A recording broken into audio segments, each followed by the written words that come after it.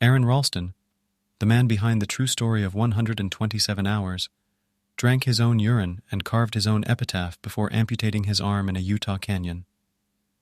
After seeing the 2010 film 127 Hours, Aron Ralston called it, "So factually accurate, it is as close to a documentary as you can get and still be a drama," and added that it was the best film ever made.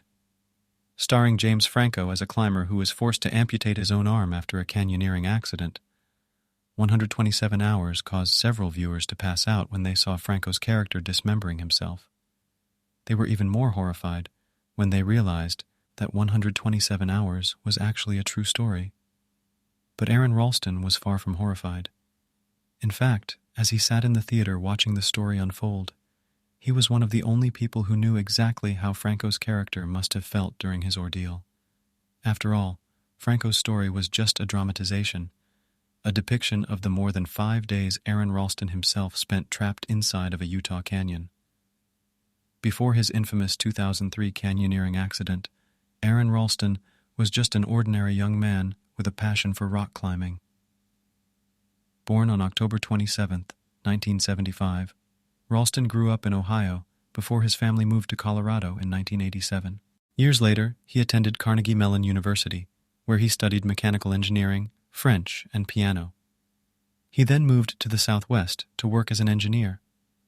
But 5 years in, he decided that the corporate world wasn't for him and quit his job to devote more time to mountaineering. He wanted to climb Denali, the highest peak in North America. In 2002, Aron Ralston moved to Aspen, Colorado, to climb full-time. His goal, as preparation for Denali, was to climb all of Colorado's 14ers, or mountains at least 14,000 feet tall, of which there are 59. He wanted to do them solo, and in the winter, a feat that had never been recorded before. In February 2003, while backcountry skiing on Resolution Peak in central Colorado with 2 friends, Ralston was caught in an avalanche. Buried up to his neck in snow, one friend dug him out, and together they rescued the 3rd friend. "It was horrible. It should have killed us," Ralston later said. No one was seriously hurt, but the incident perhaps should have triggered some self-reflection.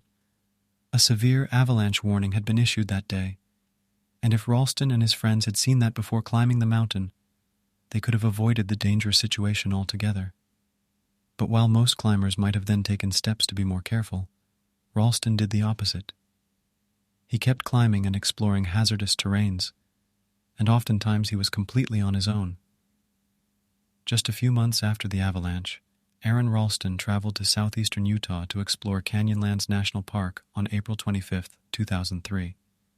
He slept in his truck that night, and at 9:15 a.m. the next morning, a beautiful, sunny Saturday, he rode his bicycle 15 miles to Bluejohn Canyon, an 11-mile-long gorge that in some places measures just 3 feet wide. The 27-year-old locked his bike and walked toward the canyon's opening. At around 2:45 p.m., as he descended into the canyon, a giant rock above him slipped. The next thing he knew, his right arm was lodged between an 800-pound boulder and a canyon wall. Ralston was also trapped 100 feet below the desert surface and 20 miles away from the nearest paved road. To make matters worse, he hadn't told anyone about his climbing plans, and he didn't have any way to signal for help. He inventoried his provisions: 2 burritos, some candy bar crumbs, and a bottle of water. Ralston futilely tried chipping away at the boulder. Eventually he ran out of water and was forced to drink his own urine.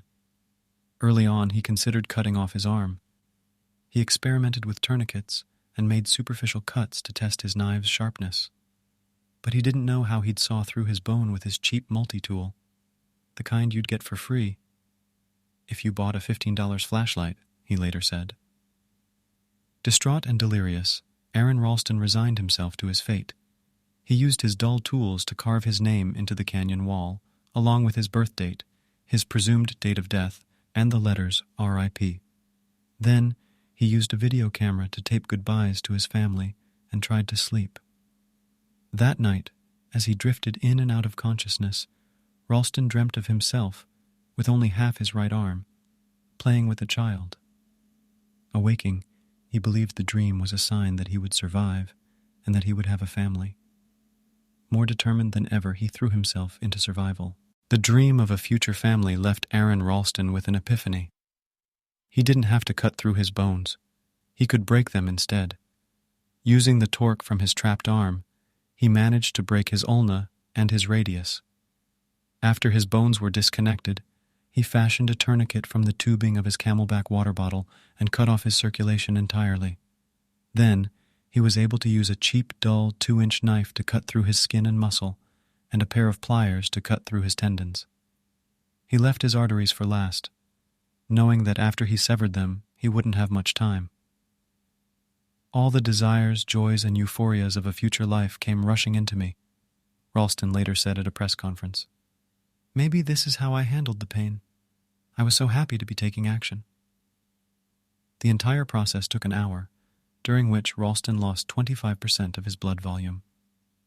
High on adrenaline, Ralston climbed out of the slot canyon, rappelled down a 65-foot sheer cliff, and hiked 6 of the 8 miles back to his car, all while dehydrated, losing blood, and one-handed. 6 miles into his hike, he met a family from the Netherlands who had been hiking in the canyon.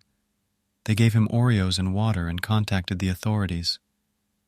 Canyonlands officials had been alerted that Ralston was missing and had been searching the area by helicopter, which would have proved futile, as Ralston was trapped below the surface of the canyon. 4 hours after amputating his arm, Ralston was rescued by medics. They believed that the timing could not have been more perfect. Had Ralston amputated his arm any sooner, he likely would have bled to death, and had he waited any longer, he probably would have died in the canyon.